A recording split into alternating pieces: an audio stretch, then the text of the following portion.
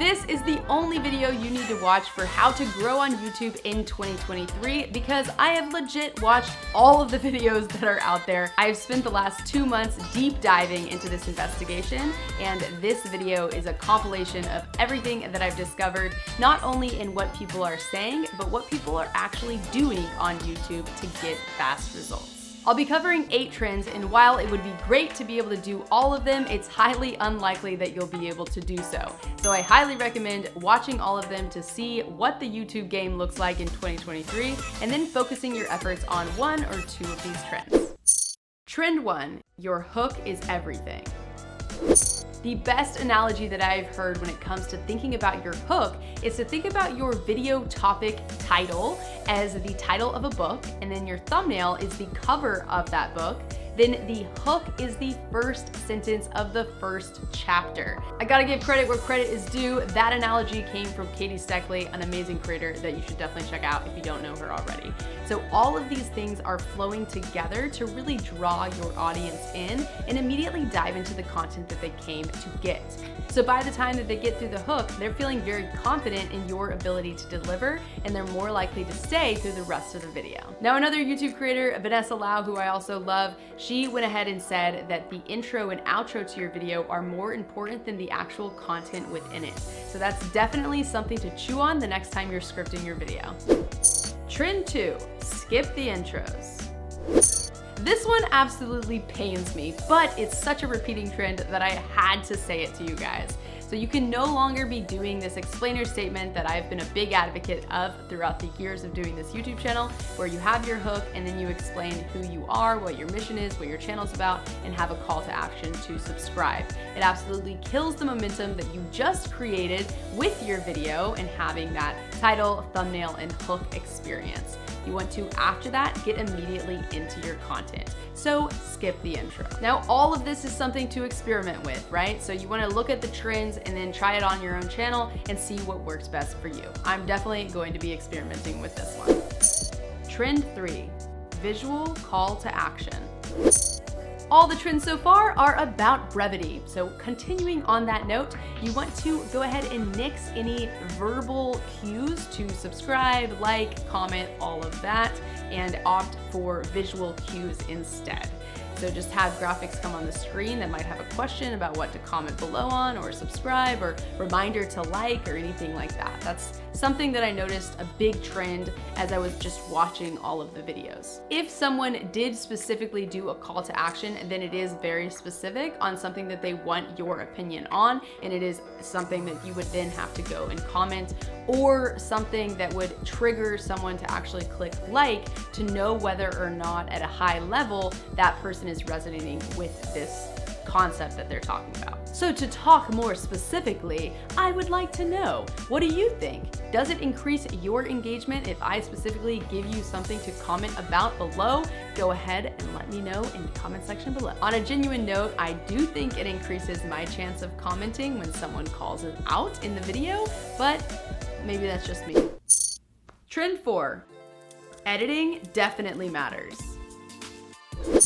Let's quickly rewind back to 2 years ago when I was watching a video with Sunny Lenarduzzi, another great creator, that talked about how she was noticing a trend in her content that the edited, highly produced videos weren't necessarily getting her better results. And I also heard Vanessa Lau mention this as well, so it was kind of a trend back then. And so they decided to simplify their videos and not have them be so intense from an editing standpoint and cut down on those costs. Well, today that trend is going the opposite direction, and it really does matter that your videos are engaging.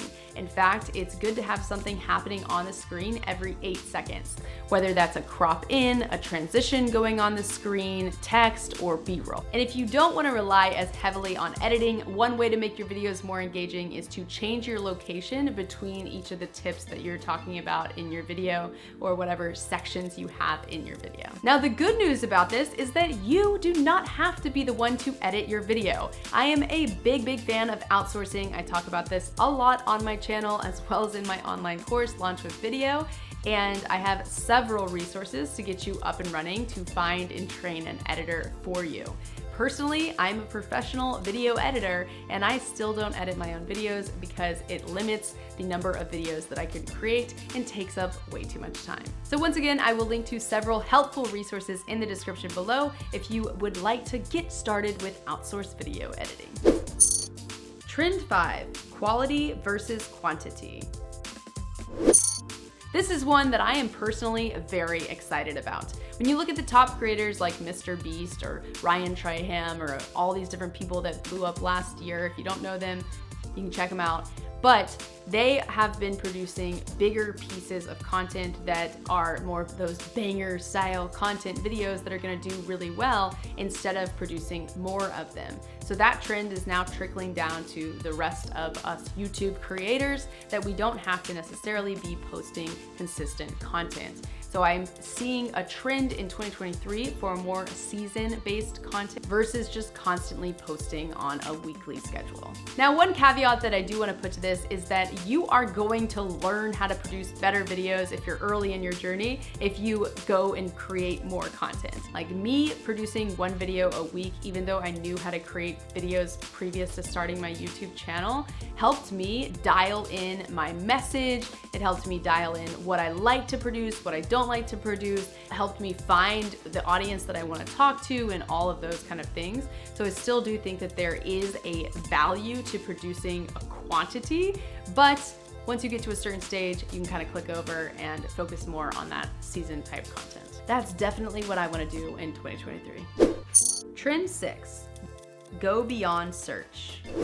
For years, the go-to advice on YouTube was to create keyword-rich videos. You would figure out what people are searching for, you would create a video about that, and then bam, you get on the first page of YouTube. And honestly, I've been grateful for this strategy because it's a very easy way to get started and it is very formulaic. But it seems like now the YouTube algorithm is getting much more savvy and does not need as much metadata entry in order to understand what your video is about. Plus, there's now tools like VidIQ and TubeBuddy that are automatically generating titles and keywords for you so that you don't have to spend time manually doing it. If you haven't heard about those tools, I will link to them in the description below for you to check out. I highly recommend checking them out because these AI side of things and generating titles is an absolute game changer. So the trend that I am recognizing is that you need to go beyond search and move into the homepage strategy. The YouTube homepage strategy is totally different. You are writing enticing titles that are gonna drag someone away from whatever they came to YouTube for.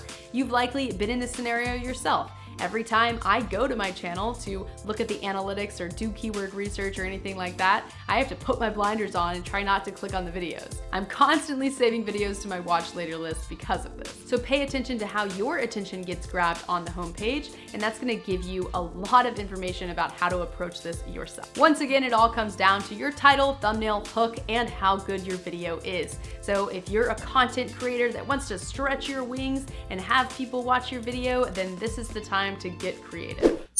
Trend 7, YouTube Shorts.